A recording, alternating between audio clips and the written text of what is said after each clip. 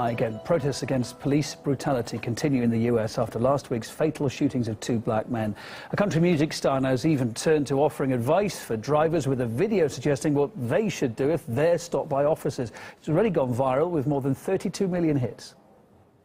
Whenever I got pulled over, I wanted to make sure that my car was completely turned off. The radio is all the way down, that I'm facing forward. Both of my hands are here with my fingers out. You have to have your ID pulled out before the cop gets there. Because if you're reaching down, as he walks up, you could be pulling a weapon, which is going to compromise his safety. If you already have your ID on the dash, you have your hands here. As the policeman walks up, he's going to have a view here. The policeman wants to go home safely. We want to get home safely. Even if the cop is having a bad day, you have to go home. So people have to do all this to make an officer feel safe, and they shoot you anyway. Then what? Why don't you get a video training officers how to treat black people? It's a shame that there has to be guidelines set for blacks to follow every time we encounter the police. Nobody should have to practice being pulled over so they won't die over a routine traffic stop. Maybe the police should practice how not to kill people. Last week, Philando Castile was shot by police during a traffic stop in Minnesota. That incident was filmed by his girlfriend from the passenger seat. It's all unfolded around them.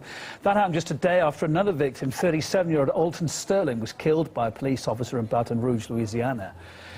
Countries usually alert citizens to possible risks when they travel to dangerous regions, and indeed this week new travel warnings have been issued by the United Arab Emirates, the Bahamas and New Zealand. They're advising young males to be extremely cautious in their interactions with local authorities and to avoid being confrontational with officers. The warnings also ask travellers to steer clear of protests under any circumstances, while also avoiding crowded places. But where is this place? Well, somewhat surprisingly, the strongly worded advice is for people travelling to America.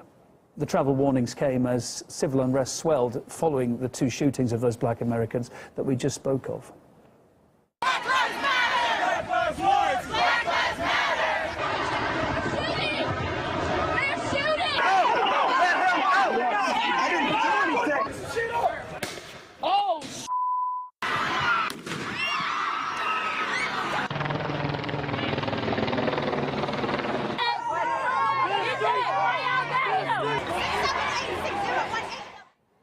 It's all a bit embarrassing for the US, then, which is more used to being the one dishing out the travel warnings. Columnist and author Ted Rowell talked to us earlier about that.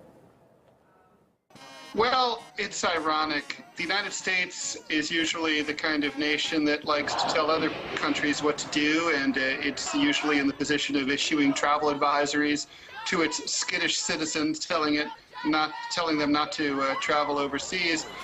And not for the first time in recent years, you have the United States on the wrong side of this situation internationally. And now countries like the Bahamas and other countries are advising their citizens to take caution when traveling in the United States, particularly if they're black. Frankly, I have to say that I think the warnings are valid. I mean, you do take a chance whenever you interact with law enforcement in the United States, whether you're American or you're a tourist. So I think it's not a bad thing for foreign governments to do this, but obviously it's shameful for the United States.